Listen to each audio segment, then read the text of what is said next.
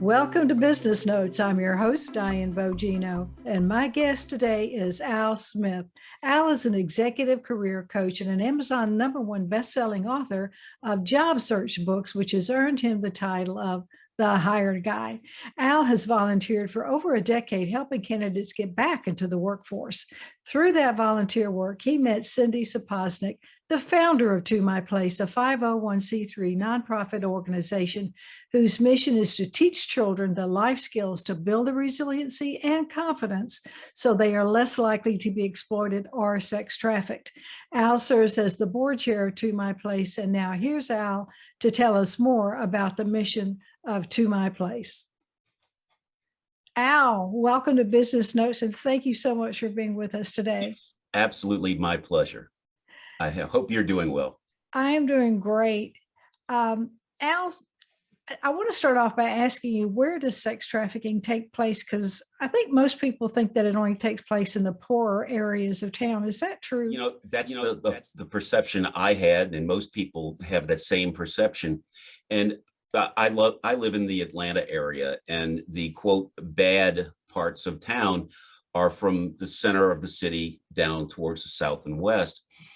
But we found that there's the sex trafficking and drug abuse, is primarily in the better sections of town, an area known as the heroin triangle, which goes from places like Buckhead, places that the people from around the world, certainly around the country, might recognize, or Midtown or Roswell and Alpharetta and Marietta and so forth.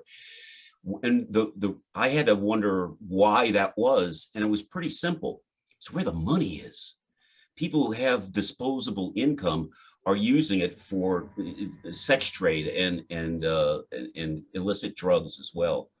And it's frightening that somebody can pick up one of these devices and have somebody come directly to their home, and it's often young people.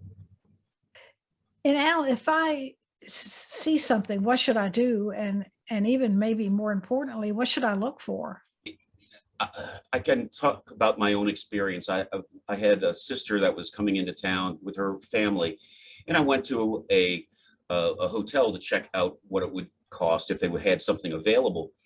And there was something that was going on with the young woman that was ahead of me, and it just didn't seem right. There was something that made the hair on the back of my neck stand up. And it to me, afterwards, it was where you got to call the police, because something is just not right. And if you feel in your gut that something is amiss, trust yourself and call. There are a lot of different places that we can call. The sex trafficking hotlines, the emergency numbers like the human trafficking hotline, the report a missing or exploited child, child abuse hotlines, and so forth. And there are even ways to text. For instance, be free to 233-733. Just text that, and you'll be put in contact with somebody on the National Human Trafficking Hotline.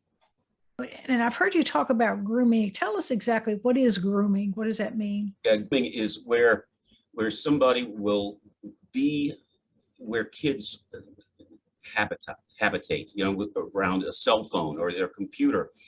And I was putting together a presentation some months ago, and I stumbled onto a website for the Tampa area, one of the channels there, and they had 15 different apps that we should look at our kids' cell phones for. And I went back to that website this morning, and it's up to 21, and it shows the apps, and it tells you different reasons why they are sketchy. And some of them have big names, and we're all aware of them.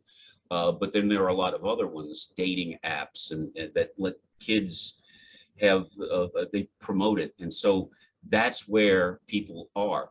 And what happens is that the groomers, and there's a trial going on right now with a woman who is accused of grooming young women and boys for the sex trafficking.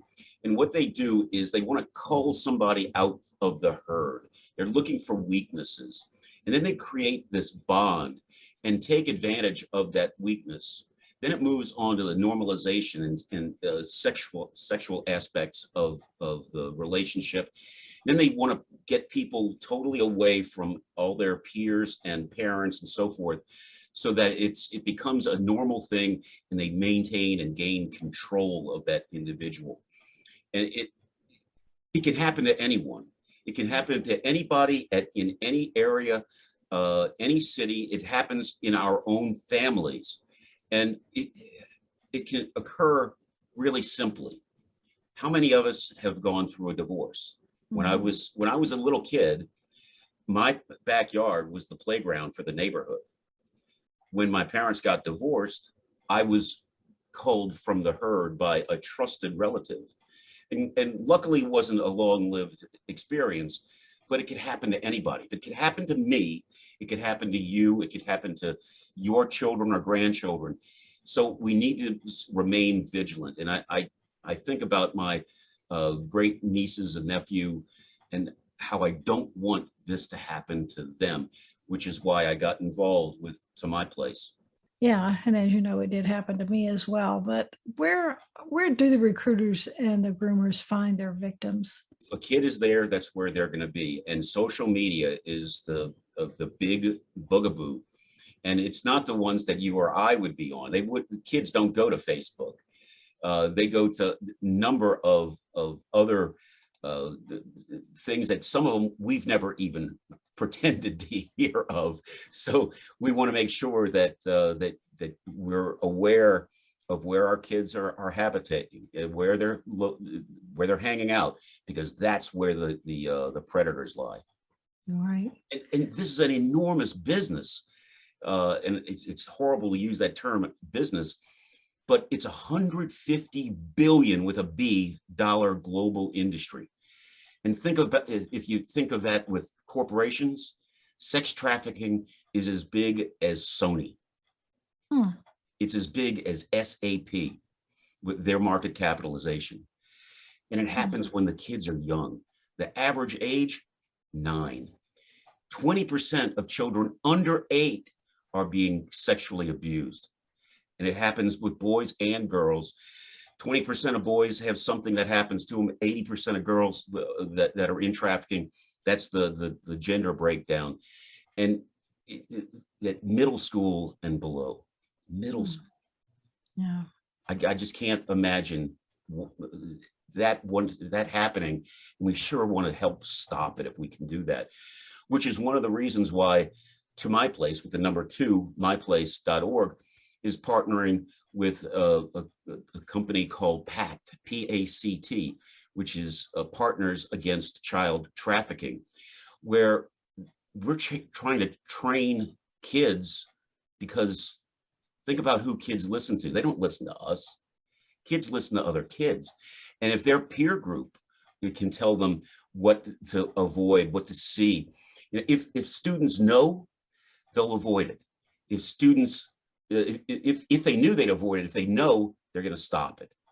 So we're partnering with P.A.C.T out of Texas to help educate kids and train the trainers so we can reach them at their level. So Al, how can we stop or at least slow down the trafficking of minors? Through education. We want to stop it before it starts. It's so difficult once somebody has gotten into the life to get them out and to keep them out. It's also much more expensive to go that route. So we're partnering with an organization called P.A.C.T, Partners Against Child Trafficking, where we're teaching the other students, their peers, maybe just a year or two older than them, or a few years older, but in high school and college age, to help keep kids, younger kids, from getting into that life. So we want to make kids aware of what is going on. We want to educate them. We want to get confidence, instill confidence in them, because confident kids are more resilient. And so we want it to stop before it starts. stop before it starts. So for every time somebody donates $100, we can actually help train 20 kids to help other kids that are in need, or to make them aware. Because again, this happens everywhere, not just bad neighborhoods, but anywhere else too. I mean, I'm reminded of a commercial from a few years ago, public service announcement a few years ago. There was a kid on a skateboard skating down the street, nice little neighborhood, sees his buddy at the corner, and he stops, and they sit down on the curb. No words were said until there's a tagline that read, 49% of drug use is in the inner city. And the two kids light up a joint and they're smoking on the corner. Hmm. It wakes you up. So, I don't want what happened to you to happen to anybody else. I don't want what happened to me happen to anybody else. That's why I'm doing this. That's why I'm doing what I'm doing. And so little more volunteerism than my wife would like, but it's necessary, because we gotta save our kids.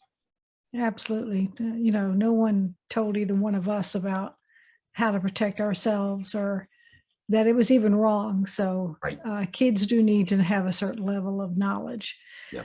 So before we go though, Al, I want to know want our audience to know a little bit about your business. So tell us about your real job.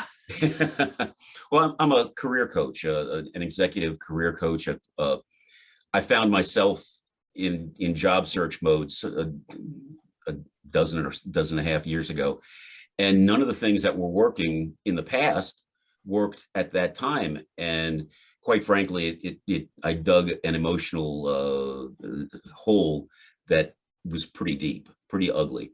Mm. So I put the passion that I had into doing bad things to myself, into finding out what worked and why things had changed and what they had changed to.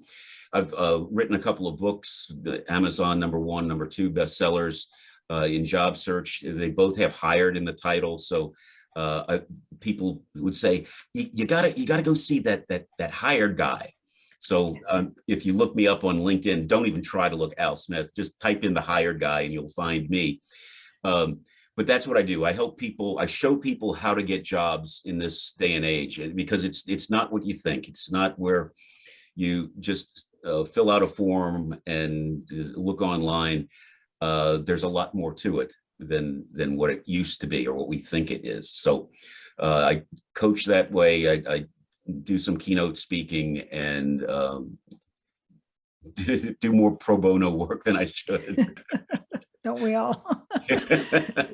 Well, I've seen a portfolio that you put together for your clients, and it is just so powerful, Al. I do want to mention that to people, and I want them to call you and ask about that, because it's a beautiful piece of work, and I'm sure that it's gotten people work. It's funny you say that. I had a 70-year-old client about a year and a half ago, who interviewed, and the person that interviewed him said, this is the most amazing thing I've ever seen. And it's a very visual method of telling your story without using a lot of words. Yeah, and without feeling like you're bragging, right? Right. Yeah. And that's one of the things that we have to get over in job search, because you're not bragging about yourself, you're stating facts. This is your history. That's So right. we need to put a positive foot forward and go with it, because you are valuable at the companies that you worked for in the past, and you're going to be valuable to the companies you're going to work for in the future. Right. That's so true. So Al, you told us a little bit about what made you jump on and be chair of this great organization. And you and I both know Cindy. You two have been friends for a lot of years, and we do know her to be an upright citizen. And Cindy has a lot of integrity, and P.A.C.T has been around for a long time as well. So I don't want people to hesitate to donate their time, because even though you have a business, you are also able to be chair of this organization as well. Yeah. And I met Cindy through volunteering at a job networking event. We became fast friends.